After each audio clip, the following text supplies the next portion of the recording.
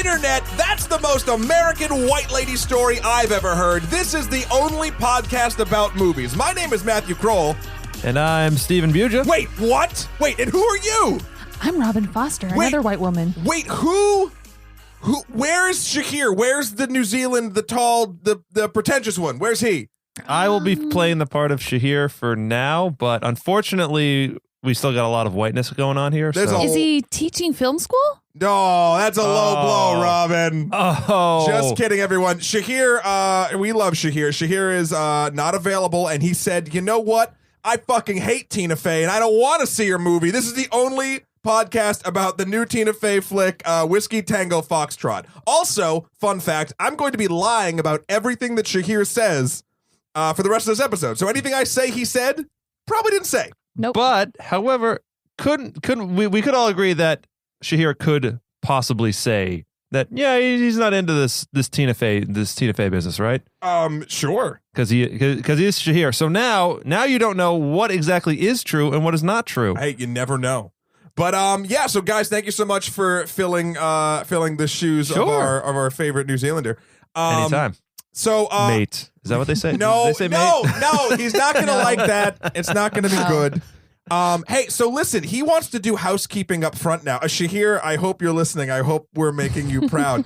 You can email us, listeners, at onlymoviepodcast@gmail.com to tell us what you think about Whiskey Tango Foxtrot or any of our other fabulous podcasts we've done. We just did one on what's it called? Youth. On Youth. Thank you. And Your favorite movie of last year? Yeah. And here's a fun fact. I listened to that podcast. I went back and I listened, and He likes the sound of his own voice. no, I was so hungover the day we recorded that. I was listening to my points, and I was like, "You're 80% at like kill strike, where you want to make your point to hear about this movie, and then you just never get there." Like I just rambled like a fucking idiot. So you kind of danced in circles a little bit. Shut up! I know, I know. And it sucks too because I love that film, and if we ever come back to it, if we ever do like a movie battle thing, I could fucking tear it up. Now I'm sober. Well, no, I'm drinking now. I'm not hungover now. No. Okay. You are big difference. There's a difference. But that's not what we're here to talk about. Housekeeping over. Boom. What did you two think of Whiskey Tango Foxtrot? Robin, because this is a ladies' movie. Oh, it's a ladies' I don't think it's a ladies' film. movie. I think there's a lady in it. So let's go. You're here. What'd you think? No spoilers yet. I'm still on message here. Thank you. Okay. Well, I in the end enjoyed this movie. I felt like the first third of it really teetered along the lines of, is this a comedy or is this a drama? And it really couldn't make its decision. But then once I felt like it made its decision, right, then I could settle in. I go, okay, now I'm along for the ride. And now I can enjoy the story. I am a big fan of Tina Fey. I've always been compared to Liz Lemon all my life. Or as long as 30 Rock has been on. I don't know, Matt, if you could attest to that, but I sometimes dancing, especially. Are you constantly high-fiving A Million Angels? One more like one or two, not necessarily a million. Yeah, you dance the way that Liz Lemon dances. I mean, I can't dance, so you technically are better than me. But I wanted to see this film not because it was Tina Fey. Doing Tina Fey. I wanted to see this film because I heard that she was taking on a more serious role. I heard that this was a portrayal of a more serious story, and I wanted to see. All right, Tina, what can you do? And what you got, Tina? Yeah, let's see what she can do. You watch it to see her zingers, and as I'm watching it, I'm thinking like, oh, okay, like it's Tina Fey being Tina Fey, and that's why we're all here. But over time, I guess I can get into this later, but I wanted to see her do something more with the role. Okay. And but in the end, like once I feel like the tone of the film made its decision, then I could settle in with her as well as the rest of the story. And then in the end, I was like, okay, I thoroughly enjoyed this film. Gotcha. Steven. Okay, hard to follow that up. I too enjoyed it. I don't think I loved it. I think it is a good, solid movie that is kind of there. I don't, I don't think it's one I will be revisiting anytime soon. It falls into that category of, oh, this is a good movie, but who cares? Like it's fine. It's decent, but Right. it like I've seen it once, and I have gotten everything I need out of it. I think Tina Fey she's very good in it. She's great. She's the most fully developed character of all of them. I definitely agree with the tonal issues it has. I don't think it quite figures it out until much later. Mm-hmm. But some of the jokes that are there, they kind of work. You've already seen them if you've seen the trailers. Like the big ones are like they're all there. And definitely don't go in expecting Tina Fey and Margot Robbie buddy comedy in a war zone thing, which I feel like not the trailers and certainly some of their like appearances have been like, yeah, they're gonna get into wacky adventures. They don't get into wacky adventures. It's the serious adventures. And trust me, I've had fantasies of Tina Fey and Margot Robbie like doing things, and it's not necessarily this. It's much more pleasing, but overall, it's a decent movie that is what it is. Do they explain subprime mortgages? See, if she had explained subprime mortgages or the entire the history of the conflict of Afghanistan, the history of it from a bubble bath, I think that would have been amazing.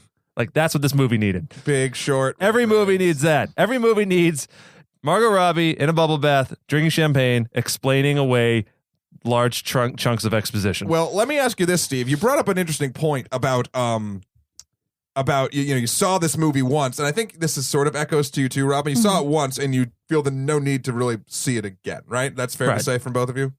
I think if it was on TBS, sure, very funny. But wow. This is my question, and it's something that sort of Shahir and I have sort of wrestled with a little bit as to what makes a movie good and whatnot. But like this, I have no answer to this. This is a question. Is the fact that it was an okay time at the movies that you enjoyed, but never really have the desire to see it again? Does that have to be a strike against it? Does every film we watch have to be something where like, I want to watch that again? Or is it okay?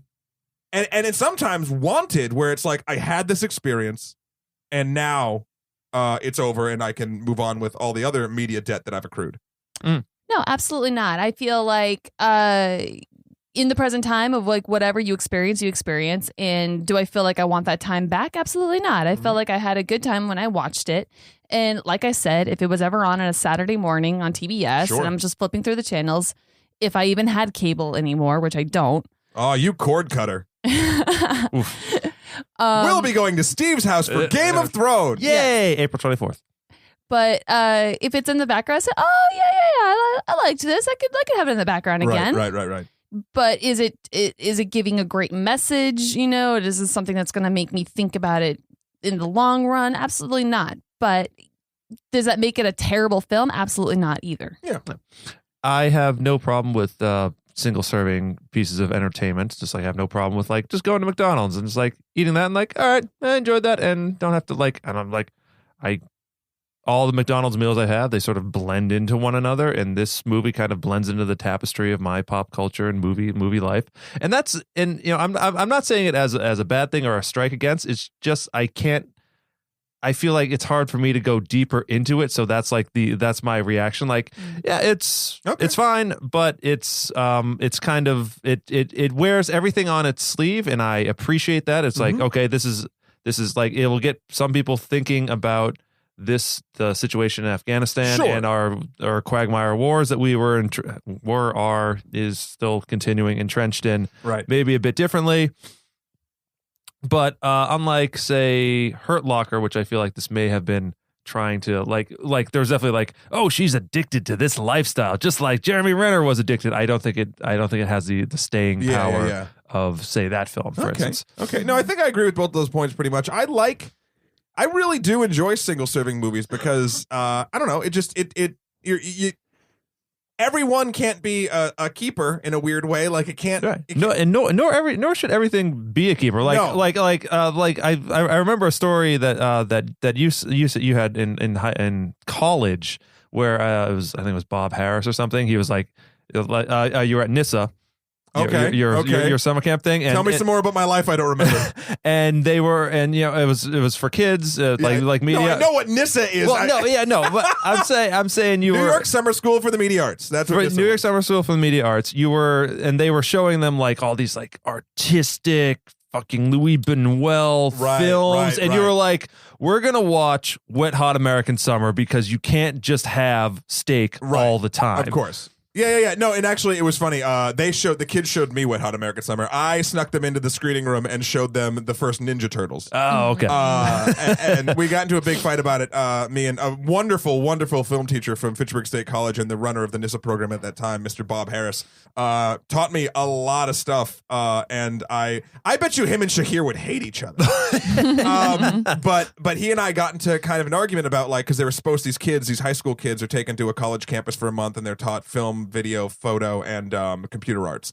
And it's a great program. If you live in New York State, it's still running. I suggest if you have children that are interested in this, or even you think remotely gifted, it's a wonderful thing, and you absolutely should apply to be in it. But it's these kids, and every night they have like lectures, they meet all these fucking cool artists, and they have these projects they work on for a whole basically month and a half in the summer. And the kids, I was a counselor there, and the kids get burnt out. And I think that's the true of everything. Like you just said, Steve, like if you just constantly eat steak or even filet mignon, it's going to get old. You need that sort of McDonald's fluff nonsense to kind of get it through. And actually, in the sense of this film, it is sort of that, but it's also, and we'll get into it a little bit later, you can take more away from it if you want to, which is kind of nice. So it's like a fast casual restaurant, like Chipotle without the without salmonella Chipotle, or whatever. It's the Chipotle of Tina Fey Afghanistan movies. Okay. I would even say a sit-down Mexican restaurant, really. Okay. All right. Sit down, fair enough. Okay. So like Taco Bell of Taco Bell from Afghanistan Tina Fey movies. Taco Bell from Demolition Man, though. Oh yes, See, dinner and dancing at Taco Bell. No, I'd say El Torito. Oh, I'm sorry. She's pulling some California shit up. Okay, yeah, all right.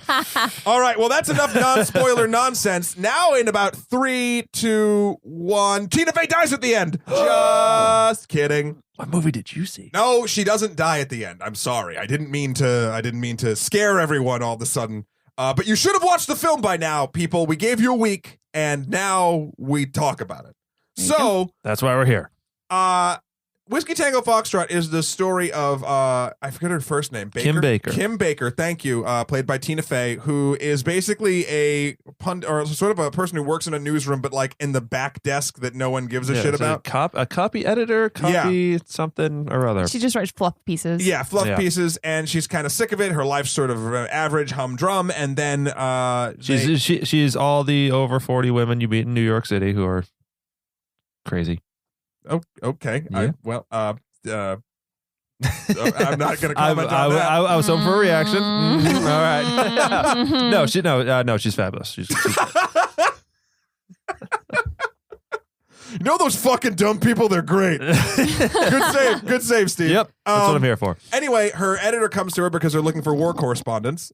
And right, am I wrong? Yes. Yeah. The war in Afghanistan is spinning down, and they just want people to go and I think basically cover what's left of their doing. And those who are available to go, meaning those who do not have family. Yep, family, kids, married, anything. Yes. And Tina Fey is in one of the fits that bill, and so she decides she wants to sort of just try something different and go do it. And it's sort of her growing pains of sort of becoming a war reporter, a war correspondent. Yes. Now we were talking about the comedy a little bit, and Robin, you mentioned how like you were waiting for it to kind of find its actual voice, its place. Yeah. It doesn't, and actually, I don't know if I'm giving it too much credit at this point, because you're absolutely right. It's like, it's serious, it's funny, it's serious, it's funny. What do you think about this? Da da da da. And then it finally finds its place, maybe 2/3 or even 3/4 through the movie. It kind of settles into itself. Mm-hmm. I mean, I might be stretching here, but maybe that was due to the fact that they wanted it to feel a little bit sort of off-putting, back and forth, not sure about itself until like Kim was kind of sure about herself. Do you know what I mean? Like, she goes through the transition of she goes from a desk job to a fucking war correspondent, and that is an awkward transition throughout the movie. And then the not genre, but sort of style of of how the movie is telling you a story is always sort of in flux from serious to comedy. And then near the end, it kind of settles. So I wonder if that was a conscious decision. Maybe I'm reading too much into it by the people who made the film to be like, it's not going to quite know if it's what it feels like. And then as soon as Kim knows what she's doing out there and why she's doing it, it'll settle down. Or maybe that's a byproduct. I just felt like it was almost like the studio saying, we need Tina to be Tina, so we need to draw people in. So let's have her do some one-line zingers and let's have her have some jokes just to keep the audience amused for the time being. I mean, luckily there wasn't one thing I was glad about, and when I first saw the trailer for this, I was super psyched because I was like, I want more roles for this like Tina Fey, because I feel like I love what she does, but I also feel like I've seen Tina Fey be Tina Fey or Liz Lemon or and she seems to be like a version of Liz Lemon, sort of and I know it's based on her, but in most stuff. Yes. And so this, I was like, this is good. Like, I'm glad she's doing this, and to a point, it's a great step for her. It is. I think this is her. This is what I'm hoping. It's like her stepping stone movie to kind of get out of that sort of pigeonhole. Yes, like I she agree. still has one foot in Liz's Lemons, but she'll climb out. She'll always be there, and that's fine. That's fine. So apparently there were two directors, Glenn Ficarra and John Requa. Yes. Unfamiliar with them. What did they do? I don't know, but it was written by. Well, they directed this movie, but I believe more importantly, this was written by Robert Carlock, who I think is her writing partner. Her writing partner. Yes. Are they married or something? Or no? And based off the book, No. The Taliban Shuffle, Strange Days in Afghanistan and Pakistan, by Kim Baker, because Kim Baker's a real person. Yes. Yes. So that's good. Yeah, it is good. On the points of her finding her feet, her getting her feet wet. Having had many first days in my career, which has spanned multiple different jobs. And going the Appalachian Trail and the Northwest. Yeah, the Pacific Coast Trail and all these sort of things. I totally related to the like. How do I do this? How do I fit in? Trying to like muscle and find my place in this particular area. And I really appreciated that. Like, it was played. I thought the first half was a bit stronger than the second half because of that little bit of awkwardness. And Tina Fey is actually really good at that sort of like intelligent fish out of water, going to a place where like intelligence is not necessarily always what you need, and things that she's not used to. It's just right. Yeah. So I thought that was very effective in a good way of bringing in the audience, right, to respond to her. And so when during one of the they get attacked by some people on a Jeep, and she runs out with a camera and she films it and afterwards Billy Bob Thornton, who's in this movie by the way, he plays a general. He plays a great general. But wait, hold on. You think he's a great general? You don't like him as the general, Robin? I heard an oh god. I'm sorry to interrupt.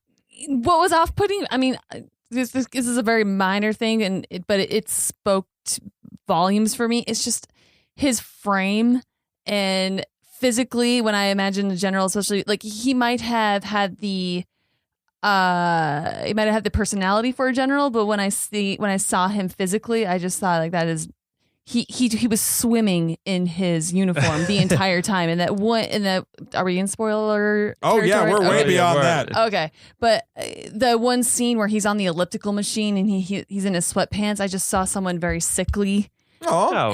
I saw somebody who like the generals, like I always imagine like JSOC, the Joint Chiefs or whatever, and they're big guys because they sit around all day and eat like really nice food. But Billy Bob Thornton, he's like out there, he's going on missions, he's there with the guys and he's carrying like 80 pounds worth of gear on him. So I see that. But I find it interesting. I didn't even think about it. I mean, I think because it was Billy Bob Thornton playing Billy Bob Thornton pretending to be a general, like. You know, he was kind of he's playing himself because like, Tina Fey was playing Tina Fey being a war correspondent with everyone's kind of playing themselves in this movie. Yeah, Margot Robbie's playing the hot one. Martin Freeman's playing like British. Martin Freeman. Actually, you're right. Martin Freeman was playing. He was probably my favorite part of this movie, and we'll get to that in a little bit. Yeah, we will. What we were talking about? I was gonna say that when Billy Bob finally shows her a little bit of respect with Rob Baker gets him, I was like, Yeah, that feels that's a good triumph for me. That I like that. Right Good. after she jumps out and films the stuff. Yeah, happening films and that whatnot. stuff. I thought that was really good. I'm like, I know that moment when like something clicks with my new boss and Yep. it all And works. it feels out. good. I It think does. we've all had that moment at one point or another. Yes. But I just wanted to see more of that relationship then. If like that's the Me relationship we're too. supposed to have, then that's what we should have seen more of. Although my favorite part of this film was her relationship with her so-called fixer and or Yeah. translator. Fahim? I Yeah, think his name was? that was my favorite part of the movie. Once it really concentrated on that relationship, I that's when I really got invested in this movie. Yeah. But Played by Christopher Abbott. yes, Fahim is. and he was wonderful. Yes, he was. But He I liked all of the relationships she had. I think she might have had too many because I want you to Yeah. I want to know even more about Fahim. I want to know even more about the general, about Kleppy, I think is Martin Freeman's name. But like it's so like okay, it's basically a greatest hits piece of McCleppy. It's Ian McKelvey. McCleppy. No, you're right. McCleppy. Okay.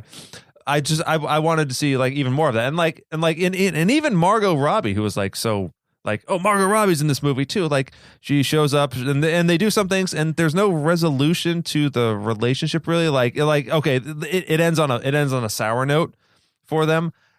But even like I feel like everybody else gets their one moment towards the end of they're like, okay, they get redeemed and they end on Well, I a feel like different they'll note. have their sort of closure moments. Like Margot Robbie's just didn't work out because it was sort of a typical thing. There's a funny moment in the trailer and in the movie where Margot Robbie pulls her aside. She's like, "It's so great to have another woman on the base." She's like, "Listen, you can," and she does the whole thing. She's like, "Are you cool if I fuck your security detail?" And this is right when Tina Fey gets there. And she's like, just "What?" arrived. She's like, "Yeah, no, Dev, you don't want Nick or whoever the fuck for yourself." Like, okay, no, great. She's like, "You're just so you know, like you're in what's the name of The the house? Kabubble. You're in Kabul. Kabul, so they call it the Kabubble. Kabubble. And the house that all the reporters at is kind of like a frat house. It's a party house. It totally is. What else are you going to do there after your day job's done other than get fucking hammered? Like, it's Right. just, Yeah. You And you've survived yeah, the yeah, yeah. day.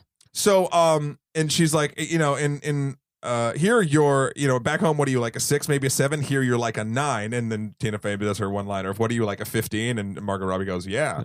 But the whole point of that sort of thing is the only reason that they were really friends was because they were bonding over sort of being there was only a few women on the Exactly. on the thing. And the second that their relationship was only as strong, and I've had friendships like this, only as strong as the bindings that sort of put you together, either friends from work or college or things. Like, yeah, when you're there and you're in the shit, in that case in Afghanistan, but also even in like laxer things, you become close with people, and then all of a sudden you're The not bubble bursts. you're not Right. forced to be with them anymore, and then you don't give a shit about one thing or the other. And at the end, Margot Robbie kind of, not on purpose, but sort of on purpose. I never thought this was malicious. She kind of takes over Kim's job, over Tina Fey's kind job at the station, in a weird way, and not in a way. And I don't think it was too mean-hearted or mean-spirited, because she actually says a line when they finally confront each other back in New York. She's like, "You would have done the same thing, and don't forget about all the kind of shit you had to do there." Like, say there's one point where she says she has an interview with the soldier, and he says that he doesn't load his gun anymore, and then he got Right. like deported and moved, and then he hit an IED and he lost his Right. leg. Like, so like. There's all these sort of moments. It's basically like, I don't think Margot Robbie's character was in the wrong in that sort of scenario, because I do think when she took Kim's job, because at one point before she kind of had her sort of comeuppance moment of like, what do I want to do with my life? She would have done the exact same fucking thing to her moving Mhm. forward. Yeah. That's I'm the nature of the beast.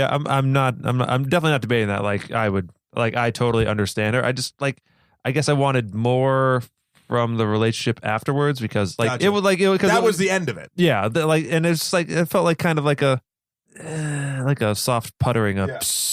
The bubble burst, but Yeah, it's the like more kabubble deflative than burst. burst. But Yeah. but one we touched on it for a second. McCleppy, Martin Freeman. I was shocked as fuck that I liked his character as much as I did, and they do a really fun sort of turn with him when basically Margot That Robbie was- and yeah. Tina Right. Fey sort of meet up, and she's like, "Oh, we're gonna go meet up with Ian. Don't fuck Ian. Don't get involved with Ian. Ian's a piece of shit." And the Ian Martin comes in, and he's What did he say to her? He said something really, really nasty. really douchey, nasty. It was really bad. I don't Oh. remember off the top of my head, but he comes off as a super prick. Right. And then gradually, like, you're sort of thinking that maybe Tina Fey is going to get with the security guy, like, because he's nice and he's super hot. And he has an accent. He's from Australia. Or is he?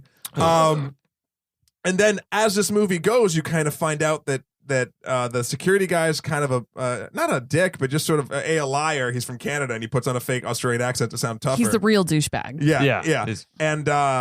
And it turns out that Ian is actually like a pretty good guy. Decent guy. He's a decent guy. He's a decent guy. He like offers to split a story with Kim. It doesn't really go that way. Also, he kind of breaks that, but he's a complicated character. I actually really liked him, and I wish there was more time. It builds too. Like he does. It's not like a one moment thing, like where you feel like a lot of rom-coms where someone like turns around. Like it's a slow sort of grind that he comes through and becomes basically her love interest for the movie. And their relationship is surprisingly sweet. I was shocked how like. That was very well developed. It was super well developed, and a nice turn that I wasn't expecting. Yeah, I completely forgot that. Like, oh yeah, Martin Freeman's in this movie. I know, I did what? too. Oh shit, that dude! I'm so glad he's not chained to Bilbo. I'm still calling him Bilbo like all the time. Oh, I think British Office. Oh, okay, yeah. Every time I see him, I don't know. He's not in Peter Jackson's basement anymore. So that's good that he can kind of move on. Or he's Arthur Dent. Oh yeah. Oh man, Arthur Philip Dent? Yes. Arthur Philip Dent from Green Bay, Essex, England? Yes. You're a really big jerk. That's the Hitchhiker's Guide to the Galaxy. Read the book, don't see the movie. Yeah, but I agree. Overall, other than that relationship, all her relationships felt kind of just like there were too many of them to develop in a right. And like Tall Brian, who I feel like came through in the end. Tall Brian, not Short Brian, because Short Brian is he's dead, and that's awkward. But Tall Brian, basically her cameraman, like he comes through in a clutch right there at the end, and like I think he maybe said like 3 lines or something like that, and I'm like, well, this seems like a very important thing for you. Like I certainly know, having been on shoots, like the relationship with your cameraman is super important, and if you're on the same wavelength, things just go so much smoother. Yeah. And speaking of some other people that are in this movie, I got to give props to Fahim Anwar, one Guy Code alum on my show. Fahim I've worked with for a season of Guy Code. We did some sketches and obviously sat in the chair and basically talked about his life. I'm so fucking happy to see him in this movie. That was a nice surprise. I knew this when we worked even on like bullshit sketches about like in the future everyone has Jerry curls, right? That was the future of racism where like everyone was all mixed, but the Jerry curl was such a strong gene. It was like the year whatever, doesn't matter. Very can check out Guy Code season 5. But he was a great actor in those things and very sort of professional. And now he's making the next logical steps to go. He was always so fucking prepared and funny, and I'm very happy to see him in a prominent role. He played the guy who was, I believe, how do you make it? Margot Robbie's. This is interesting. Okay, I'm gonna fuck this all up. Right. You know how Tina Fey had her Fahim played by Christopher Abbott. That Fahim being the name of a character in the movie. Fahim Anwar from Guy Code played what was his name? It was her fixer, Jaweed, and he was her Jaweed. fixer. Okay, all right. Who eventually meets a untimely end, I believe. Right. Yeah. Based on a lead for Tribal Ties, right? Yes. Right. They were going for a larger story, and that shit hit the fan. Anyway, glad to see him. Alfred Molina, always a pleasure to see him. I know they wanted, like, I know he was skeevy and he was supposed to be like kind of like a crooked guy. I can't hate Alfred Molina. I know. I know he was like kind of like the bad guy, but like even when he actually plays an actual bad guy, like in Spider-Man 2, I'm like, I love you, Alfred Molina. You're so great. He was I spent half the movie going, wait, who is that? Because he's got the big bushy beard and everything. I'm like, it's Dr. Octopus. Not that the 3 white people in the room should be talking about race, but what race is Alfred Molina? I have no idea. I don't know, and probably wouldn't comment. He's not from like any sort of Afghanistan He could be. I'm guessing Eastern. no. Yeah, so know. I found that an interesting choice, especially in this day and age of in a post Oscars / God of Egypt world that they cast Alfred Molina in that role. Not that he did a bad job. No, he did a fantastic job. But yeah, I was definitely I was feeling that a little bit too. Yeah, I mean, it's not so much race that I base on him. It's more, I guess I give him more of like the I equate him with like kind of like Stanley Tucci. I remember when like Matt and I were watching Spotlight, and we always go, yeah. "Oh, this guy's always so good. Like, what's his name?" And that's what I feel I makes got a you. great When you actor. when you don't Yes. know their name right When off you the bat. don't know Right. their name and they just become their character. Yeah. Yes, absolutely. Yeah, and he always does. He's great. And And as a Stanley Tucci. Best Yeah. part Yeah. about the Hunger Games. But I don't think I'll ever know Alfred Molina's name. I just know I'm like, oh, that guy, he's really good. And then whoever character he plays, that is who he is in that movie. Dr. Octopus himself. Spider-Man 2. Exactly. Or yeah, Always. Spider-Man. So Steve, you brought up a point before, or maybe it was Robin. You guys can fight over this. This movie, while the Happy Meal of sort of works. The Chipotle burrito. Sorry, the Chipotle burrito of Afghanistan Tina Fey war movies.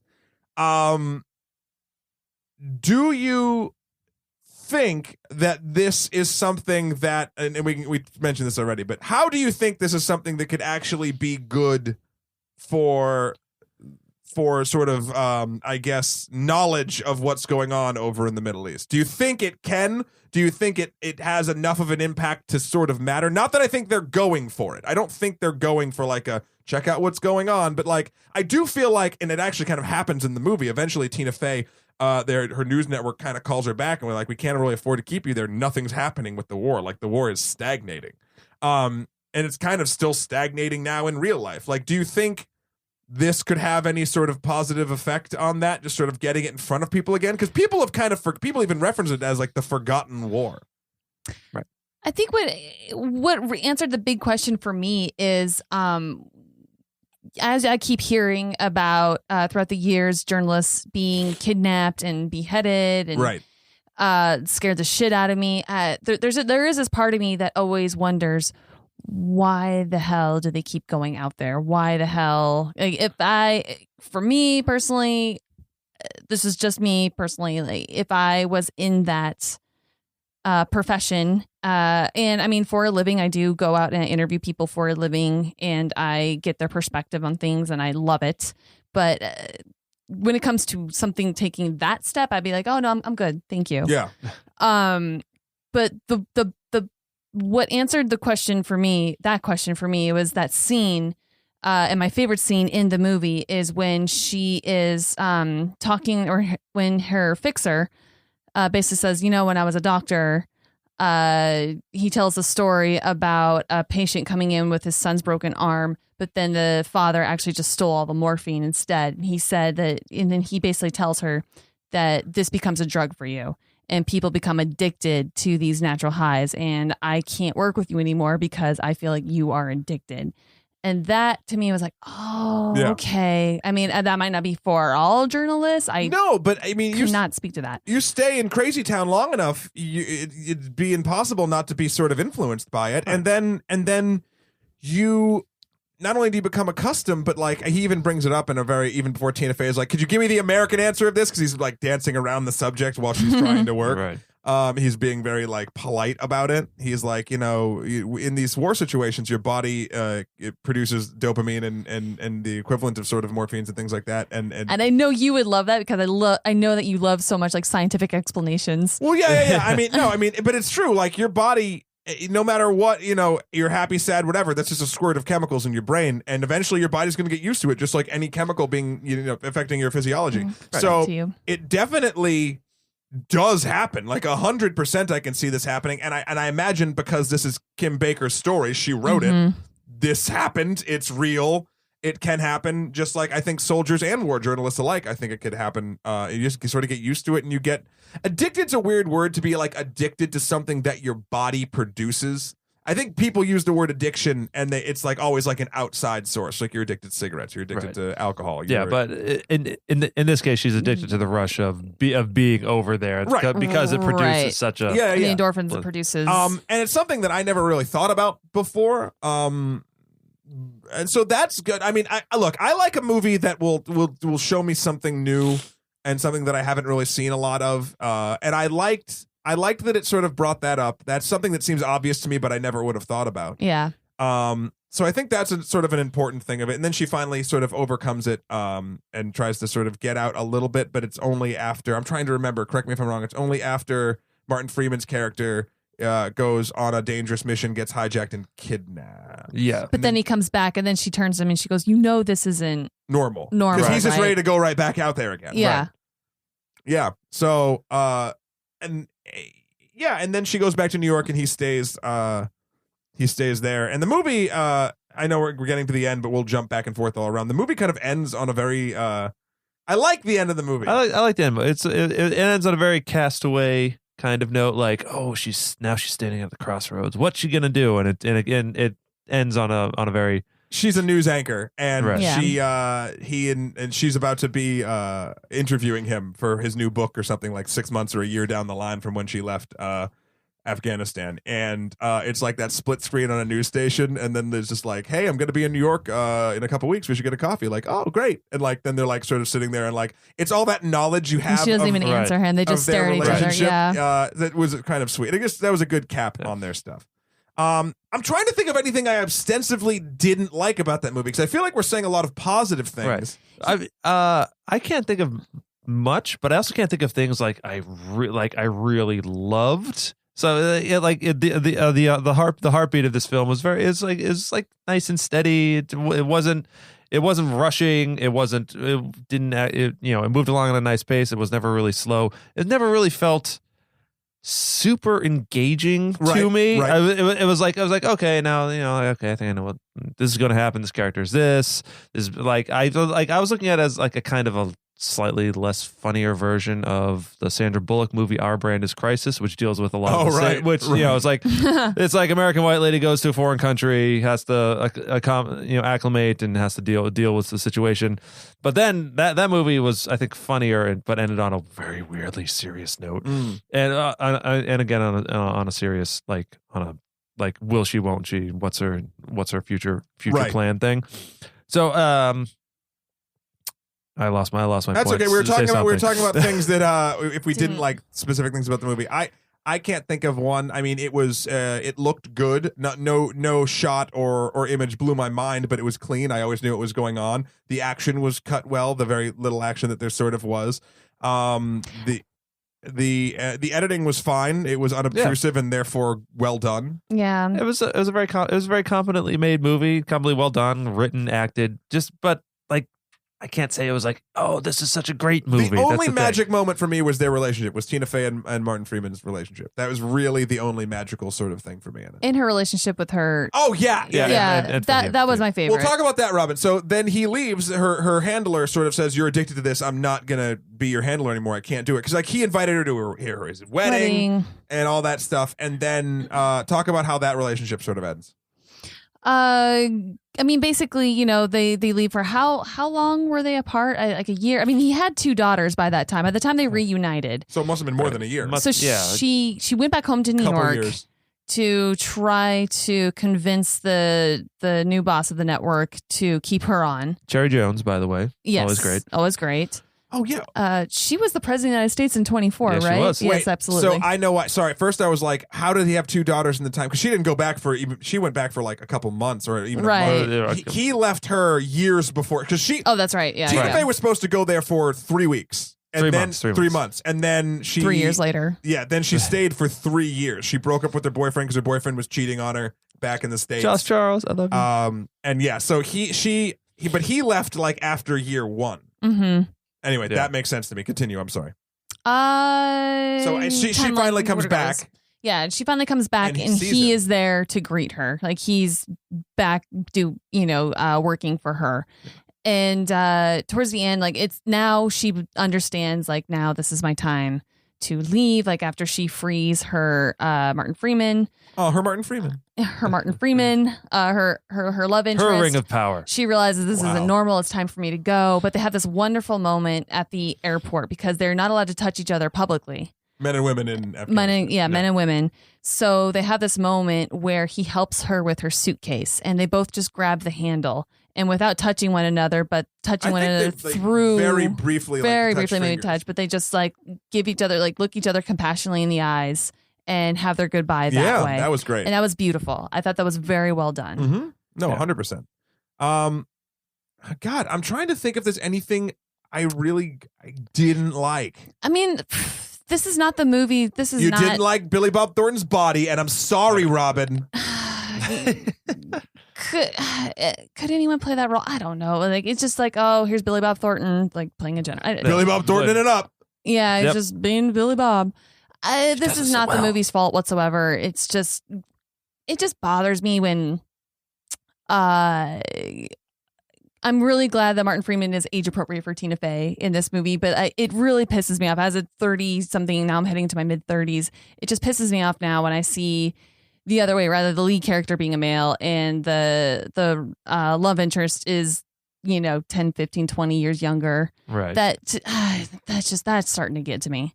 But conversely, he has to be age appropriate for Tina Fey. It's weird, and I know that does that. I know that happens, and that's good. I'm trying to think of the other example. There was one recently that someone was like, "Oh, yes, I was so happy that they were age appropriate in some movie recently." James Bond is the most recent one, or the most talked about. Yeah, but that was like a 5-minute scene. It was a 5-minute scene. That's what pissed me off even more. I'm like, oh, come on. I feel like Monica Bellucci didn't actually factor into the story at all after that. But the first Bond girl in any Bond film doesn't factor in unless she dies and he has to solve a mystery. Yes. Fuck, what was that other ad? Doesn't fucking I feel like there's more age appropriateness between leads is happening, but it's still like the problem of the insanely younger and a very, very, very attractive female for our sensitive white male character is still happening. White male writer character. That's my favorite. No, that's my favorite shitty trope is the movie that's about a dude who's a writer that finds the manic pixie dream girl, because it's just like you realize what you're doing, right, writer? Like writer of the writer, right? Oh, I hate stories about writers. That's why I never make them. Spotlight. Granted, no, there was no Manic Pixie Dream Girl in Spotlight. Journalism was the Manic Pixie Dream Girl in Spotlight. Boom, put it on the back of the box. But it's great too that that Hollywood are trying to make more leads for strong female leads, blah blah blah. But to your point, Steve, what you talked about earlier, women over 40, quote unquote crazy. No, he saved that. Remember how well he saved it? I did save it very well. He saved I could have said woman over 40 more likely to die in a terrorist attack than get married. That's a huge point that Tina Fey makes in her book Bossy Pants. She has this whole excerpt about she had this really interesting chapter about whether or not to have a second child. Mm-hmm. And now she winds up actually doing it, but this is I think before she actually had her second kid. But she says that she knowingly that if she has a second child, she's going to put a lot of jobs at risk because it's going to delay production of 30 Rock.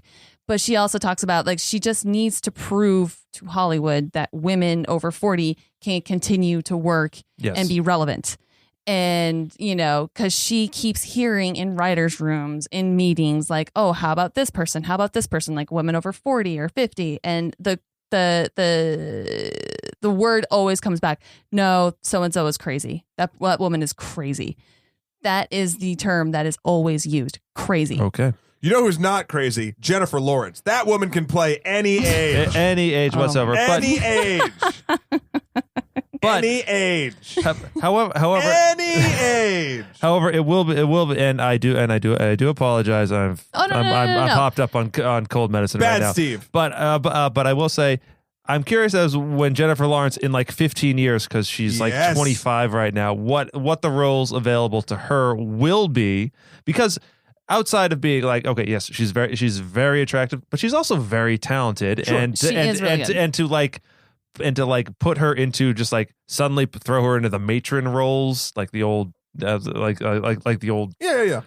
those kind of deals would be a disservice to her, because there's a lot of life after 40. There's a lot of life. There's a lot of life left in a lot of people, and as long as you stay home and don't let anyone see your old body. Yes, 100%. Old people should be heard and not seen. And yeah, that's why when I turn 40, I'm just never leaving my apartment. Absolutely. By then, I hope that we do have an intranet and I don't have to leave the apartment. I can just plug in some VR stuff. Right. Oculus Rift, take me away. No, yes, and it's kind of, this is even going back to like Oscar So White and just all sorts of stuff. Like, we are starting to see progress in all of these areas, but you know, it's a slow fucking burn. It is slow, and the work Tina Fey is doing is helping that along. I'm very curious. We are sort of starting to slowly see, you know, things turn around a little bit, but also, and I don't know if this is the cynic in me, but like, have we seen sort of either race or age or whatever or sex? Have we seen that sort of like, oh, things are getting better. Look, they're getting better. We're reporting how everything's getting better, and then no one pays attention because something sexier comes along and it kind of drops back down again. Like, has that wave, like the war? Has that wave happened before, or am I just sort of making that up? I mean, I feel like if it did, I was too young for it. You know what? In terms of what? In terms of like, how do I put it? Like, okay, I mean, this is a weird example, but like Halle Berry she won an Oscar. Yeah, right? Yeah, she did. Monsters Ball. So that seemed like this is a turning point. Like, holy shit, like this is great. First African American woman to win an Oscar. Yeah. Win Best Actress Oscar. Yeah, Yes, and I'm not saying that like it's all based on, you know, what films are out, who's doing whatever, but like it's also, we know the problem is casting, not necessarily the Oscars. The Oscars is a symptom, not the disease. Like, that happened, and then I feel like there was like, yay, and then down, and then, well, she did Catwoman. I mean, well, I'm not talking about her. I'm not talking about her specifically. Right. I'm talking about African American women, let's say, in this example in Hollywood. that ruined it for all African. No, I'm just kidding. But I don't know. I'm curious to see. I'm hoping. My point of this is, I'm hoping that it continues this upward trend that it's doing. I hope that more people like Tina Fey and Tina Fey 2 continuing doing this sort of pushes this shit forward, because I mean, this sounds the weirdest. I mean, no, it doesn't. It's not even weird that this doesn't sound weird. I'm sick of seeing white dudes doing weird shit that white dudes don't do. Like, I don't want to see a white dude playing another race. I don't want to see fucking Jake Gyllenhaal playing the goddamn Prince of Persia. Or Jamie Lannister playing Set or Ra or whoever the fuck he's playing. Like, if the story has to do, I'm sick of seeing white Jesus. Like, in general, in religious iconography, like, Jesus wasn't white. I'm sorry. So, like, let's just, I just hope it continues on, because this just variety in film and in stories is what's going to make stories more Opportunity. Right. Oh yeah, more universal. Universal. As a white male, if there's a Afghanistan, a guy from Afghanistan in a lead role of something, I'm not going to be like, oh, I'm not going to see that movie. Like, and I'm not talking about a movie set in Afghanistan. I'm talking about the next. I mean, Keanu Reeves is a great John Wick, and I don't want to take it away from him. But I'm saying, like, some action movie. If I can't remember his name, Saeed from Lost. Yeah, I will see any fucking film that man is in. But I would love to see him fucking helm something. I'd love to see him star in a thing. Like, it just, I don't know. I want to see more diversity, because shit's getting stale.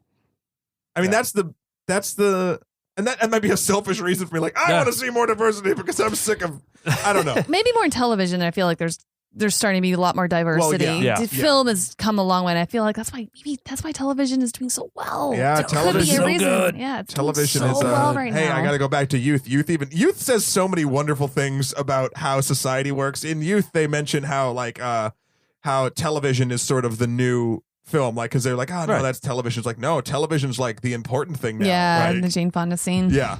Yeah, I love that movie. I'm with you, babe. Yeah, I know. No, I know. And so is I haven't seen the movie, so I can't. Oh wow! Be If I Shahir didn't in let this. Vince borrow it, like I said, I was going to do in that podcast. I would have let you borrow. Shit, I forgot. Did you forget my fucking movie? I forgot your movie, Steve. I let borrow Winter Soldier like 9 years ago, and yes, I understand that breaks the time space continuum. I'm sorry, I was sick. I'm addled right now. I apologize. Damn it. So let's see what you're blaming your illness on is sexism and forgetting my Blu-ray. Yep. Okay, sick. All right. If we're gonna nitpick a little bit more. Okay, so the title, I know that they really struggle with the title of this film. They had a bunch of different versions. Oh, yeah? Yeah, they did. They kept playing with it, but like Whiskey Tango Foxtrot. They mentioned whiskey once. Well, Whiskey Tango Foxtrot is the NATO military alphabet. So then I stand corrected. So it's WTF. So it's what the fuck. Basically, that's what it stands for. That went completely over my head. Common military parlance, I do believe. Wow. Boom. We can all learn something from everyone. Yeah. Happy shiny people. I didn't know. I knew that was military jargon, but I did not pick up that it was what the fuck, which is actually super clever. And I'm not saying that ironically. I think it's super clever. All right. I guess. I mean, final thoughts. We kind of have hit it. Steve, if you had to sum this, I think this is more fun. Oh no, this is more fun. Oh Jesus. So everyone knows our opinions of this movie, right? Mm-hmm. I want everyone, don't do an accent, but I want everyone to say in a couple sentences what you think Shahir's review of this movie would be. You can't do the accent because I know none of you motherfuckers, including me, can do Shahir's beautiful accent. I could never play Shahir's accent. Like I know, but yeah. Hold on, give me a minute, Robin. You got this. What would Shahir think about this movie? Channel your inner film student. Oh God. I mean, if he was teaching a class on this right now, he would say, I feel like Shahir would I feel like I don't think he'd be disappointed. I just feel that he would not enjoy it, but expect not to like it. Sure. So, but knowing that, what would he say right now? If I said, Shahir, final thoughts. Oh, God. What would he say? I love how no one can do it. Shahir, your shoes are unfillable. Oh, wait. I got something. Okay, Steve. Whiskey Tango Foxtrot, Matt, is trying to be a war satire, but really, if you want to watch a war satire, it's trying to be MASH, but these directors are not as good as Robert Altman, who is one of the best directors of all time. So you should go see MASH instead. You did. You know what? That's good. That was good. I like that because he does tell us the movies that are better than the one we're looking at. Always. I love it though because it makes my film library grow, much like Rita's staff does to all of her monsters when she fights the Power Rangers. Make my knowledge grow.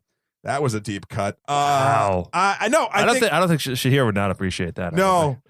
Oh, and oh God, I had an Avengers tie-in earlier about something the Vision said, and we talked through it. I was born yesterday. The only false. No, fuck, I lost it. I had a Vision tie into this goddamn movie. Oh well. No, I think overall, if you haven't gathered yet, if you like Tina Fey, see the movie. If you like, what was that? I don't know. No, I mean, yes. If you like Tina Fey, go see the movie. I went in knowing that, like I said before, I wanted to see her do something different. And she does to a point. Like we said, one foot in. And this is a good stepping stone. This is not a full blown. I'm coming out. Here I am. I'm more than Liz Lemon. I'm more than Tina Fey. Right. I am an actor. I'm yet for her to say I am an actress and not. I am writer, actress, comedian. Is she Tina Fey. unbreakable? It's a miracle. Season 2 coming back. Incredible Kimmy Schmidt. Sorry, I'm sorry. No, I will say, because this is a movie that I'm not sure of all some of her other comedies. I think she may have written some of them, but I know this was not written by her, and it was written by her writing partner, sure, but she didn't have a hand in it. So I think she does well handling other people's words and other people's direction. And as you say, it's an excellent stepping stone. It's okay, it bridges the comedy. And the drama, it's a dramedy. I think ultimately it depends. It decides it's more of a drama at the end. Yes. Yeah. And, can we think of this last week any other movie we would have rather seen that's like new? I mean, I kind of want to see Zootopia, but I've heard good things about Zootopia. I've heard Zootopia. good things about Zootopia. This is a fine film filled with, maybe not the most deep of deconstructions that the Only Movie Podcast has ever given to a film, but for a time in the theater, it's absolutely wonderful. Yeah, it's fine. So go check it out if you got the time and the bucks and the Tina Fey love. Go see this movie, and otherwise you could catch it on a TV's channel, or I'm sure HBO or Netflix will grab it eventually, so you can see it there too. So that would be good. And I can't remember how I was going to tie the Vision to this fucking movie. Okay, Steve, help me out here. All right. Is there a hammer involved? Did you pick up the hammer and give it to him? Worthy, no. Explosions? No, well, there's explosions in both Age of Ultron and... Well, I was born...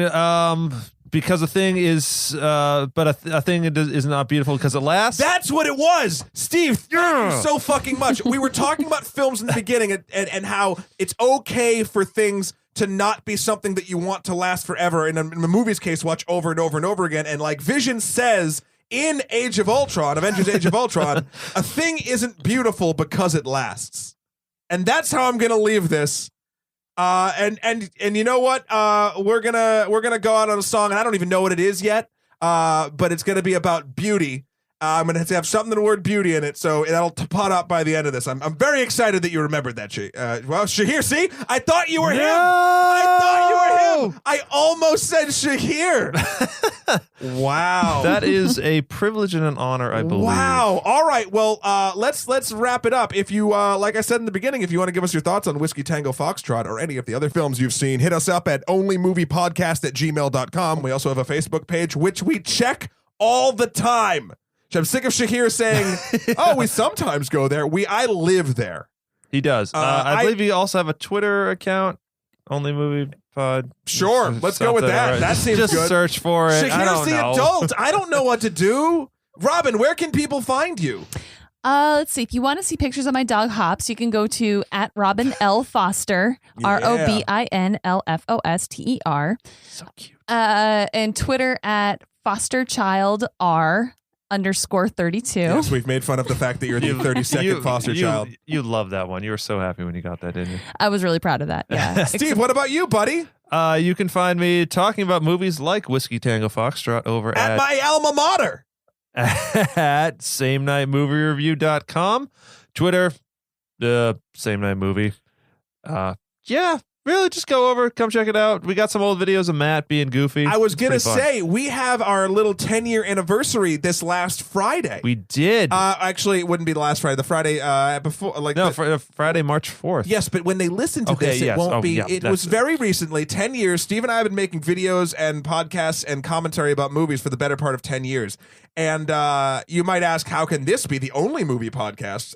Well, I don't know. How can you be the only version of you? It was like Highlander. A wizard did it. Yeah, you can go check out the first film we reviewed was Ultraviolet. If you search Same Night Movie Review Ultraviolet on YouTube, you will see a young, very drunk, very angry me give the worst movie review of his life and end it in a very let's call it a final way. Oh, it's very final. And so you can find me there if you want to look at me 10 years ago, or you can find me at Emperor MSK on Twitter, Skeletor the number 4 PREZ on Instagram, or www.mattthewkrol.com if you'd like to see my life and works. Guys, this has been the only podcast about Whiskey Tango Foxtrot. It may actually be the case. I'm sick of that. Everyone's like, oh yeah. Of course it is. We know it is. We know it is. And it's not a slight to the movie. It's just, I don't know why more people don't talk about movies. You would think it's a big thing. It's a multi-billion-dollar industry. Because television's more important. There's so many television podcasts. Yeah. So many. Oh, my God. I think can't listen to them all. I think I'm going to just have to go listen to a podcast we should do a podcast about Buffy. That's a whole other thing. Anyway, guys, thank you so much for listening. Until next time, hey, Steve, what do we normally say on Same Night Movie Review? drink till the movie's good. That's right. Shahir, get your fucking ass home. Bye, Shahir. Bye, Felicia.